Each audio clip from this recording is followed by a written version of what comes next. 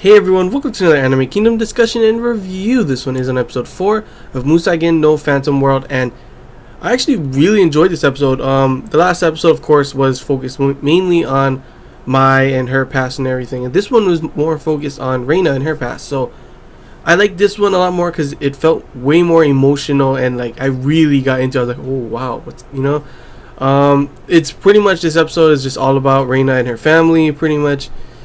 Her family is not the best. Her parents aren't the best, really. It's all about her sister. Sister ran away because of how her parents were.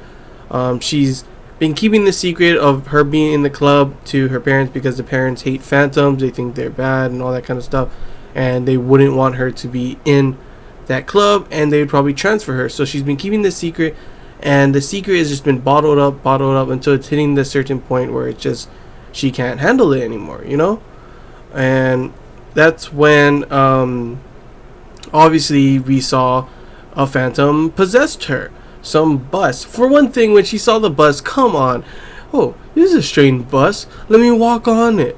No, why? This is before she was even possessed and everything, so like, what the heck. But of course, yeah, she gets possessed and then ends up being at home. You get this whole thing.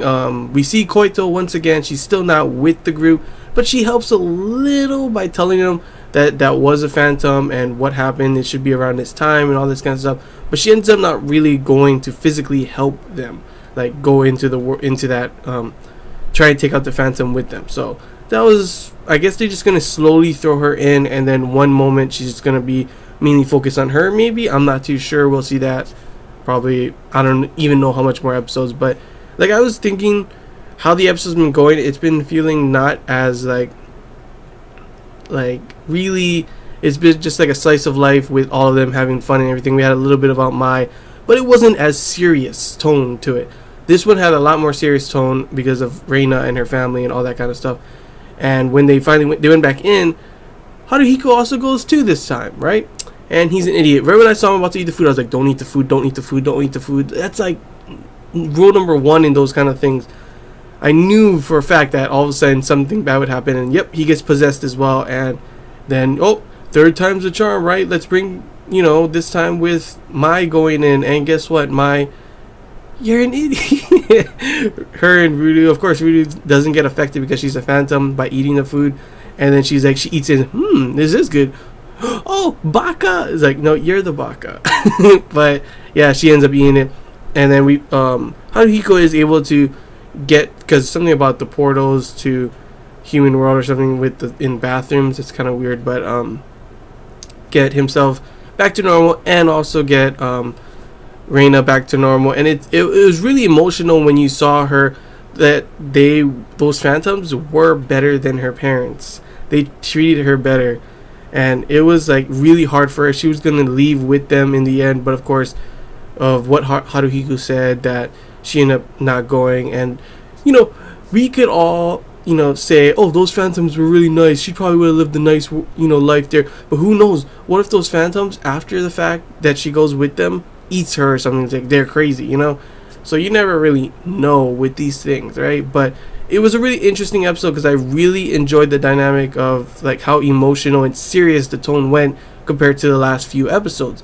Like, it really went down to, like, it hit me in the feels a little. I was like, oh man, poor Reina, and at the end, all that kind of stuff. But in the end, it is, it does solve itself. Everything is well and everything. So yeah, overall, it was a good episode. Like I said, I enjoyed this episode a lot more than the other ones because of how emotional and the tone was more serious than before. So hopefully they go along with this. I'm not too sure what they're going to do next. We got a little bit of insight on Haruhiko's life with his mom leaving and everything.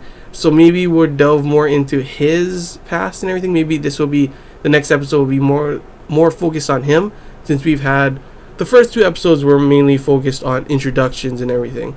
The last episode was focused on Mai's past, and this one was focused on Reina's. So it's either, I'm thinking we're going to get focused on Haruhiko's, or it's going to be about Koito and she's going to be joining the group, something like that. But yeah, that's all I really got to say. Episode honestly was really good. I actually just remembered there wasn't really any fan service in this episode. Dang, that's pretty crazy. Because normally, like so far, there's been always some type of fan service somewhere along there with Maya and her body, and but there was no fan service that I can remember. If you guys saw something I didn't, feel free to comment below. But I'm pretty sure there was not. So that's pretty dang interesting, to be honest. They pushed away that fan service. They're probably. I mean, I like fan service, okay, but yeah, they did it in a good way. It wasn't too big every time, but this one they had none, so that was pretty weird. But yeah, that's all I really gotta say, guys. So sorry, I just remembered that fact. I was like, what the heck, where'd the fan service go? But yeah, hope you guys enjoyed this Anime Kingdom discussion and review. If you have any questions, feel free to comment below.